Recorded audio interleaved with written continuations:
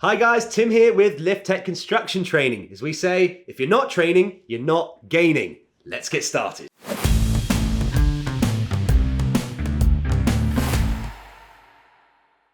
Hi guys, Tim here at Lift Tech Construction Training. Today we are doing our beginner's guide. So this is top tips if you are new to working as a crane operator, a slinger signaller, a crane supervisor, an appointed person. This all applies to you, and this is all about getting through your first few weeks, your first 3 months on site as a newbie. These are things that I implemented myself when I used to be out on site. They certainly helped me, and you will just find if you follow these tips properly, they should take a lot of pressure off you.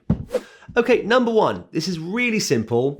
Tell people you are new. I know this sounds so obvious. For some reason, in our industry of lifting, there is a bit of a culture of people that like to come on site and they like to pretend they've been there before, they've done it before, they know what they're doing. And I can tell you, it could not be more obvious to someone like me or most lift supervisors if someone is new. There's nothing wrong with being new. We've all started there, but when you try to pretend you're more experienced than you are, it can certainly create dangerous situations. And also it's just a bit weird because people just know that you're not. Tip number 2, contract lifting versus site work. Make sure you know the difference. The reason this is important is because your expectations are going to be slightly different, or what's expected of you isn't necessarily going to be the same. When it comes to site work, for example, you just need to show up, you need to sign your lift plan. It's going to be pretty straightforward, Monday to Friday stuff. When it comes to contract lifting, your requirements are slightly different. So you should help your crane operator set up the mobile crane. You must make sure it's all packed away safely at the end of the day. If you are a lift supervisor, you need to safely see that crane off site. Obviously, if you're working on site with a tower crane, it's a bit different because the tower crane isn't going anywhere. Next tip is if you're not sure of how to do something, please don't just try and guess it. Please don't put anyone at risk by taking a stab at it, but do ask your supervisor what you need to do. Again, I know this is a really simple point and I don't want to labor the basics, but you would be surprised at how many people don't follow the basics. Now, another tip is taking your lift plan home with you. This is a complex document, it's a legally binding document, and it's very important you learn to understand it. And truthfully speaking, you shouldn't begin work until you do fully understand your lift plan and have signed it. So for this reason, ask if you can take it home at the end of the day with you. Make sure you bring it back the next day, but just taking a bit of time off site to really go through it can help a lot.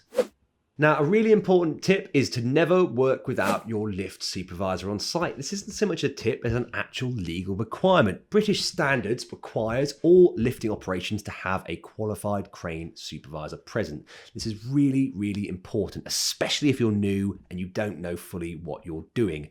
A crane supervisor must be present or at least on site, and this will be dictated in your lift plan. Sometimes what happens is companies that are rogue try to save money by just hiring in a slinger signaller and hoping they will get away with it.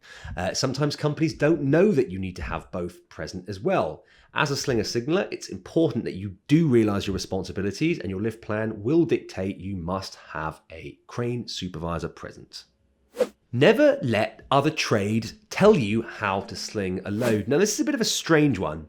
Because of the nature of how recruitment happens within lifting operations, quite often you might have, for example, a carpentry company that might have their own in-house slinger that works directly for them. He might be on a different job that day. He might have had to go elsewhere. He might be on holiday. I don't know. He might not be present for whatever reason. And they might hire you in through a recruitment firm or through a recruitment agency. Now, quite often you might have a situation where the company that have hired you in have completed the lift 100 times over the last 100 days. And so they know very well what they're doing and how they've done it.